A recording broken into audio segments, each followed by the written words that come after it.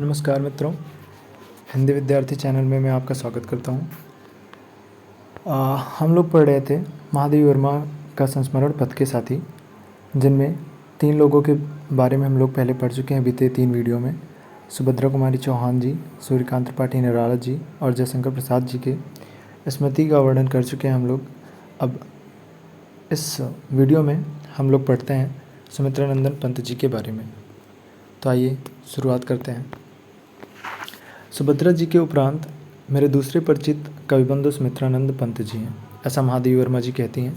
वो अपने संस्मरण में अपनी यादों को लिखते हुए सुमित्रानंद जी पंत जी के बारे में लिखते हुए कहती हैं, सुभद्रा जी के उपरांत मेरे दूसरे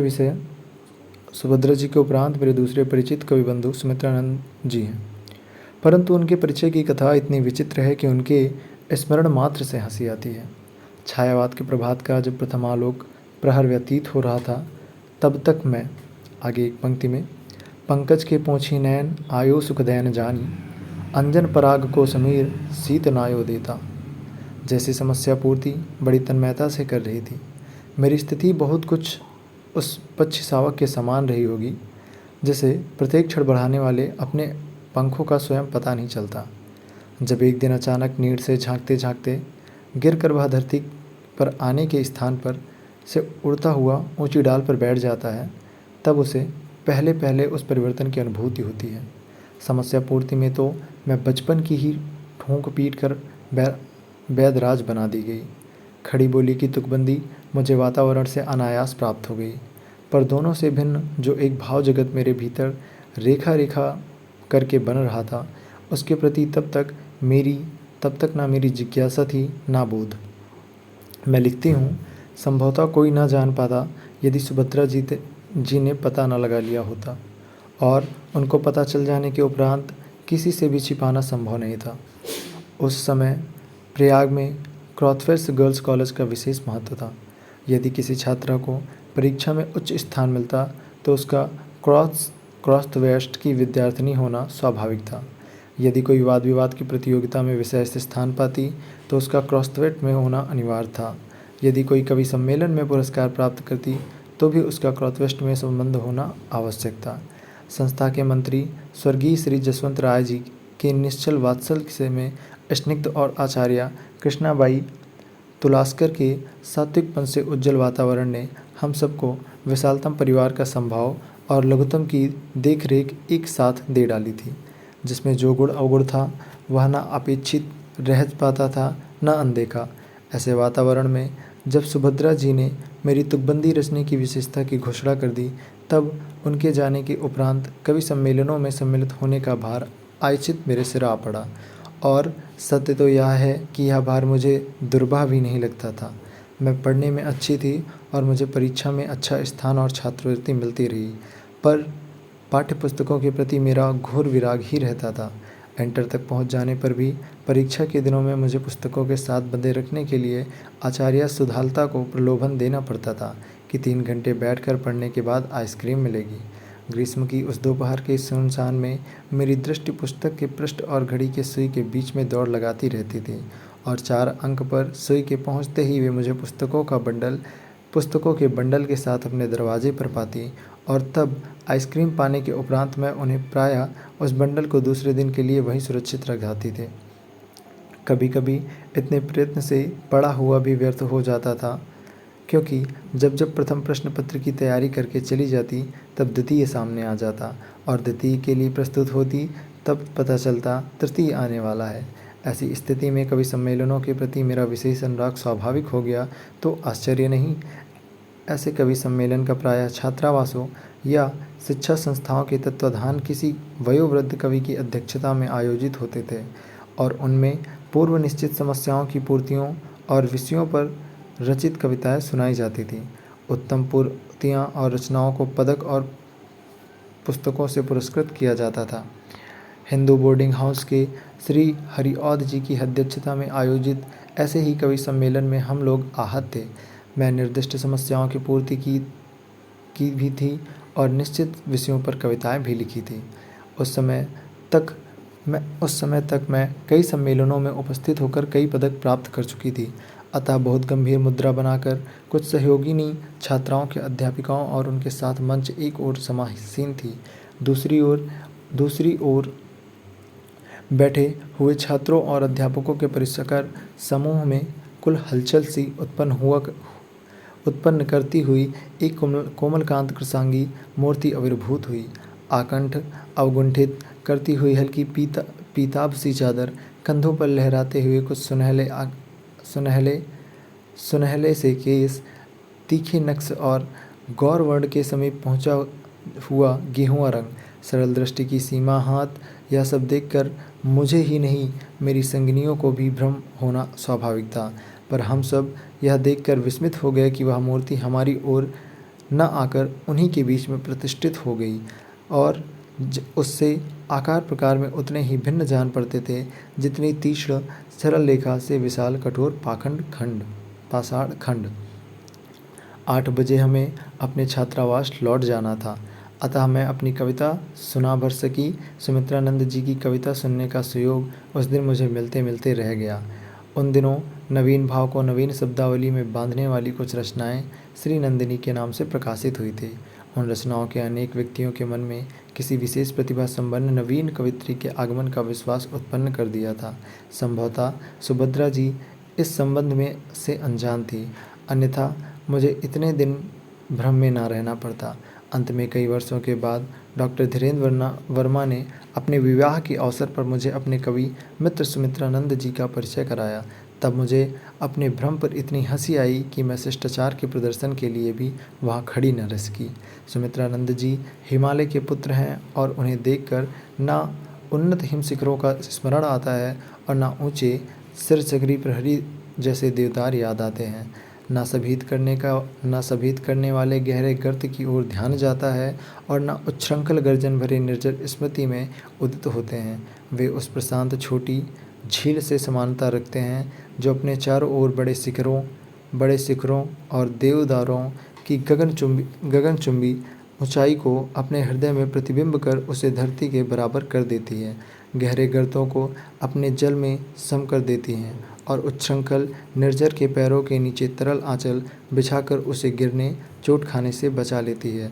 उसका जन्म कौसानी मानो कूर्मांचल का सुंदर हृदय है, जहाँ हिम श्रेणियाँ रजत वर्णमाला के लिखे सौंदर्य के उज्ज्वल पृष्ठ के समान खुली रहती है।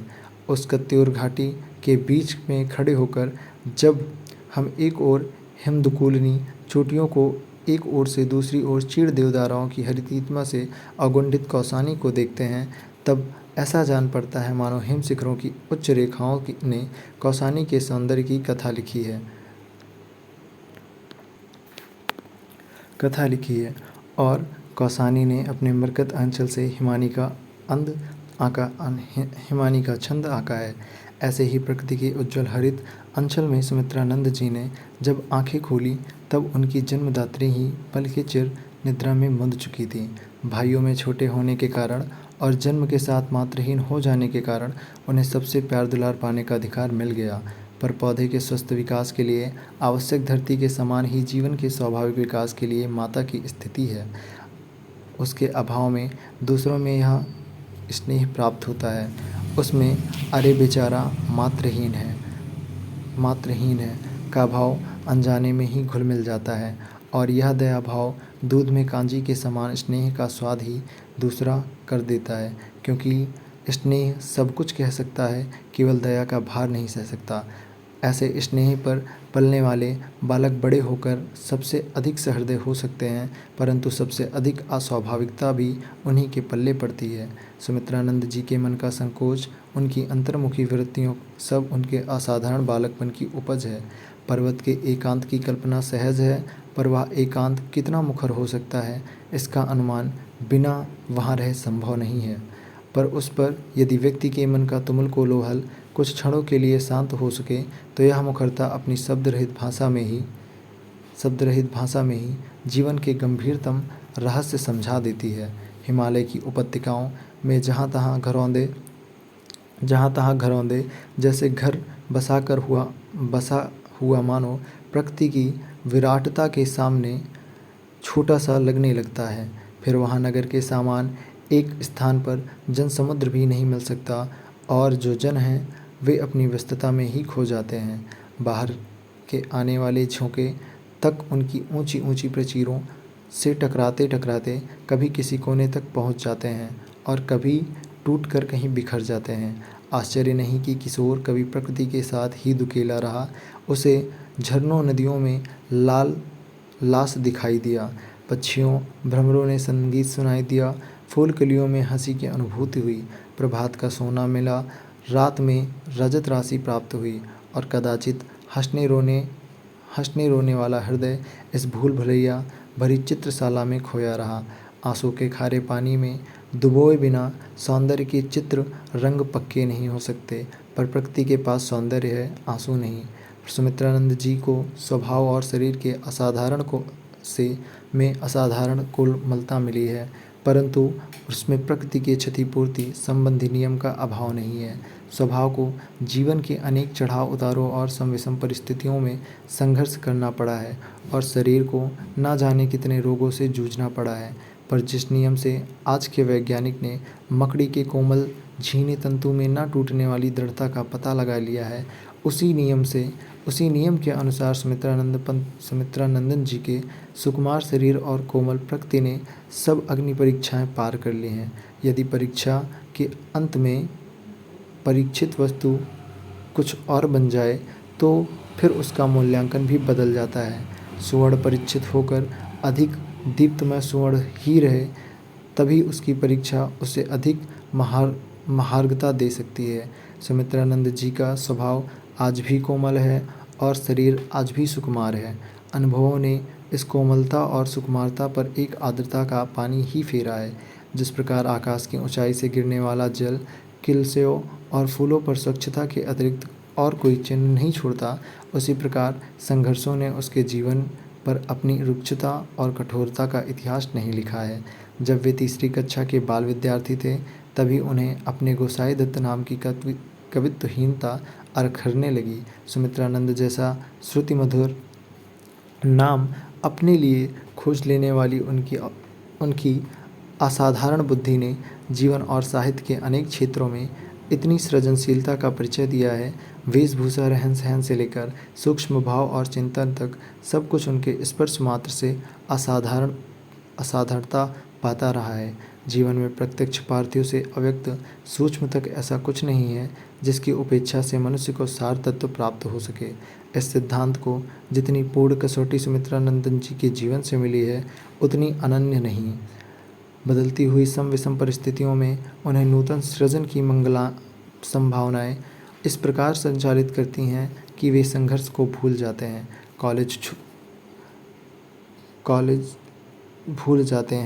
कॉलेज छोड़ने के किसी पूर्व निश्चय के बिना ही वे महात्मा गांधी की सभा में पहुंच गए और यदि भाई देवी दत्त जी की सूचना पर विश्वास किया जाए तो मानना होगा कि उन्होंने ही पीछे से इन्हीं कहनी थाम कर उनका हाथ ऊंचा कर दिया। पर इन्हें वह परिवर्तन भी आमंत्रण भरा लगा जिसमें नौकरी चाकरी, ऊंचे पद आदि की कोई रेखा नहीं थी, केवल एक शून्य पट पर लेखनी अंकित थी। आर्थिक दृष्टि से संपन्नता को ऊंची सीढ़ी से विपन्नता की अंतिम सीढ़ी तक तो अनेक चढ़ाव उतार देखे हैं। जिस अल्मोड़े में उनके कई मकान थे वहीं किराए की छोटी कॉटेज में रहते हुए भी उनकी हंसी मलिन हुई और न अभिमान आहत हुआ। वे किसी वीतराग दार्शनिक की तटस्थता की साधना नहीं कर रहे थे, वरन उसकी स्थिति उस बालक से समानता रखती थी जो अपने घरौंदे के बनाने में जितना आनंद पाता है मिटाने में उससे कम नहीं। परिवार का ढांचा टूट गया था, साहित्य से कोई विशेष आय नहीं थी। इन्हीं परिस्थितियों में वे कई वर्ष काला काकर में रहे। उनके क्षेत्र संन्यास का अर्थ समझने के लिए जाकर मैंने उन्हें जिस उत्साह भरी स्थिति में पाया उसने मेरे प्रश्न को उत्तर बना दिया। टीले पर बनी अपनी उस कुटी का नक्षत्र नाम रखकर वे किसी नवीन सृजन की दिशा का अनुसंधान करने में लगे हुए थे। ग्रामीणों के कौतूहल और नागरिकों की हंसी सहकर भी अपने जिन केसों से वो हर घुमाव पर उनका ध्यान रहता था, एक दिन उन्हीं को काट फेंकना भी उनके लिए सहज हो गया। लंबी अलकों को काट छाँट कर हाफ पैंट और कमीज में प्रसादित छड़ी की मोच उंगलियों में दबाए जब वे मेरे यहाँ पहुँचे तब मुझे यह समझते देर नहीं लगी कि उन्हें कोई नया क्षितिज मिल गया है। ग्राम्या, युगवाणी आदि में उन्होंने अपनी सद्य प्राय यथार्थ भूमि की संभावनाओं को स्वचित्रित करने का प्रयत्न किया है। आज फिर वे अपने लंबे गंगा यमुनी कीसों को लहराते हुए चिर परिस्थित कवि रूप में उपस्थित हैं। इसका अर्थ है कि अनंत सृजन संभावनाओं का कोई त्योहार निकट है। उनके लक्ष्य खोजी मन के निरंतर सरसंधान से उनका सुकुमार शरीर थक जाता हो तो आश्चर्य नहीं। लंबी अवस्थाएं इसी ओर संकेत करती हैं। एक बार वे 6 के संदेह से बहुत दिन तक स्वर्गीय डॉक्टर नीलांबर जोशी के पास भरतपुर में रहे। कई बार टाइफाइड से पीड़ित होकर जीवन मृत्यु की संधि में पड़े रहे, पर उनके मन और शरीर दोनों ने अपनी अपनी सीमा की जिस इस्पाती तत्व का परिचय दिया है वह पराजय नहीं मानता। व्यवहार में वे अत्यंत शिष्ट, मधुरभाषी और विनोदी हैं। उनकी कोई बात किसी को किसी तरह से चोट न पहुंचा दे, इसका वे इतना ध्यान रखते हैं कि श्रोता सचमुच चोट कल्पना करने लगे तो अस्वाभाविक न कहा जाएगा। कविपुत्र परिवार का सबसे बेकार अंग माना जाता है। सुमित्रानंदन जी ने कमाऊ सपूत बनकर उसके ललाट का लाछन धो डाला है। परिग्रह की दृष्टि से वे चिरकुमार सभा के आजीवन अध्यक्ष हो सकते हैं। आरंभ में उनकी गृहस्थी के लिए आरंभिक बाधक रहीं और परिस्थितियों ने अनुकूलता दिखाई, तब उनकी मानसिक संततियों की अंतता ने उनका मार्ग रोक दिया। अच्छा है घने लहरे रेशम के बाल, धरा है सिर पर मैंने देखी, तुम्हारा यह स्वर्णिम उपहारा कहकर उन्होंने अपनी भावी गृहिणी को मुक्ति दी। इस उदारता के लिए उन्हें उस अलक्ष्य गृहिणी की ओर से सब महिलाओं को साधुवाद देना उचित है, जिसके पारे जैसे मन का साथ शरीर भी नहीं दे पाता, उसके पीछे बेचारी गृहिणी कैसे दौड़ पाती। ऐसे चिर सृजनशील कलाकार चिरकुमार देवर्षि नारद की कोटि के होते हैं, जिनकी गृहस्थी बचने के क्षण में स्वयं भगवान तक बाधक बन बैठे थे। आधुनिक युग साहित्यकार की चरम शक्ति परीक्षा का काल है। संघर्ष की इस झंझा ने विशाल जहाज़ों को तट पर ही पछाड़ कर तोड़ डाला, ऊंचे ऊंचे साल वृक्षों को झकझोर कर धराशात कर दिया। हम में से जो सबसे कोमल सुकुमार साथी था, उनके लिए सबकी चिंता स्वाभाविक ही कही जाएगी। पर आंधी के थमने पर हमने देखा कि लचीले वेद के समान झुककर उन्होंने तूफान को अपने ऊपर से बह जाने दिया है। अब वे नए प्रजात के अभिनंदन के उन्मुख खड़े हैं। सुमित्रानंदन जी की हंसी पर श्रम बिंदुओं का बादल नहीं गिरा हुआ है, वरन श्रम बिंदुओं के बादल दोनों छोरों को जोड़ता हुआ उनकी हंसी का इंद्रधनुष हुआ है। तो यह संस्मरण था महादेवी वर्मा जी का, जो आप सुमित्रानंदन पंत जी की स्मृति में लिखते हैं और अपने बचपन से लेकर आज तक के उनके वक्तव्य, जो उनके साथ बातें हुई हैं, जो उनकी मुलाकातें हुई हैं, उनको एक संस्मरण के रूप में प्रस्तुत करती हैं। इस संस्मरण को यहीं पे समाप्त करते हैं। इसका जो नेक्स्ट पार्ट होगा वो जल्द ही आपको मिल जाएगा। धन्यवाद।